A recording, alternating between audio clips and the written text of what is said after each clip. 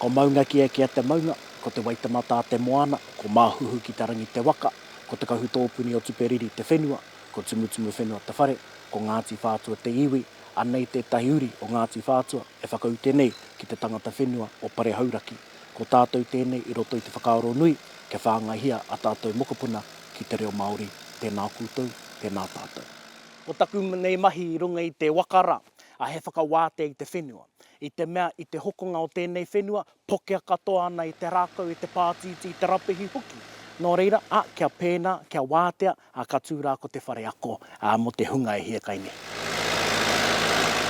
Koe nei koa ko te wāhi e tūai te whare hou, e toru nei ngā rūma, ko tētahi, ko te kihini, tētahi atu wāhanga ko te whare horoi, me te wāhanga i wainga, ko te whare noho, rere atu ai ko te whakaakona o te reo Māori. Ko te tikanga o tēnei whare, kia kahake, te kōrero tia o tō tātou reo Māori, kia kahake ko te rangona o tō tātou reo Māori e rātou anō. I te mea whakaaro nei au ki te ua o te whai, e tahi o ngā wāhi e pērā ana, e ene o ngā wā. Haere mai ki te ako i te reo Māori, haere mai ki te whenua nei, haere mai ki aia, ko hoekina mai ngā tatau, nau mai raro mai. He mea whakahoki mai taku tuakana i te whenua moimoia, he whakaaro nōku ki te mahere whakarauora reo, e haere ake nei. I was over in Perth, Western Australia for 14 years. I wanted to come back and connect with my iwi, connect with my whānau, and start this te reo Māori journey. My brother gave me an opportunity to come back and get in touch with this. So here I am, pretty humbled, but pretty excited at the same time. Ka tirohia ko te Tuāpapa Foundation. Tuāpapa Foundation. What's the Māori word for tree? Rākau. Rākau. Kia ora. Me whakatū a tēnei whare kātika. I te mea ka hoki rā ki tēnā kōrero ko te kāinga tonu, a te kohanga reo tuatahi, te kura kaupapa tuatahi, te whare wānanga tuatahi, o tirā ko te wāhi i tupu marikai, ko te reo Māori o te whānau e pēnei ana te noho. I came back from holiday for my birthday last year. I got to see my brother, Te Raukoa, speaking at the marae for the first time. I almost didn't recognise him. And I said to myself, whoa, who is this? I didn't even recognise my brother. But at the same time, I wanted to get to know who my brother was and who he'd become. I saw something in my brother that I want to emulate that. And that was just so amazing to me.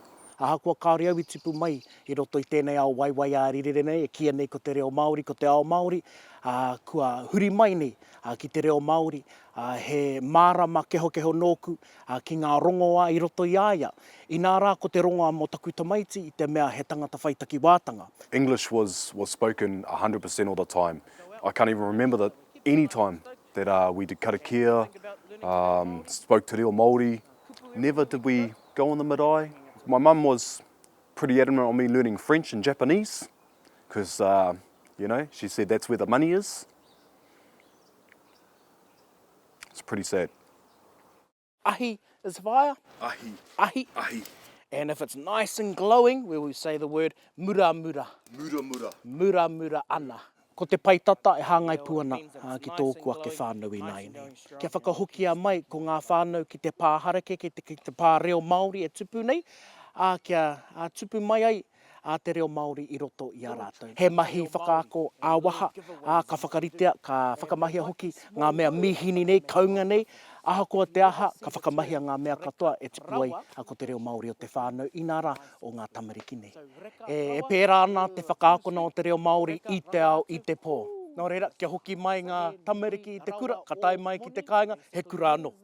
Kia puta atu I te kāinga, ka haere ki te kura, ka pai, ko te reo Māori haere tonu ana. Nō reira, ko te whakaaro nui, ko te whāinga nui o te wānei, kia pokea ngā tamariki, kia pokea te whānau nei, e te reo Māori, me ona a tā huatanga. I muri te kai, one thing that we always want to make sure that we do, one tikanga, protocol that we follow, is delivering karakia. Okay. I pretty much knew zero te reo Māori. To know now a karakia, I started to learn my pepeha, and being confident in that is really given me some confidence with my te reo journey. Koe nō ko te paitawhiti, ka huakina ngā tatau o tēnei whenua. Ki te hunga, e ngā kaunui ana ki tō tātou reo Māori. Kia tai mai rā ko te katoa, ki te mahana o te reo Māori, pēnei te mahana o te ahi e muramura nei.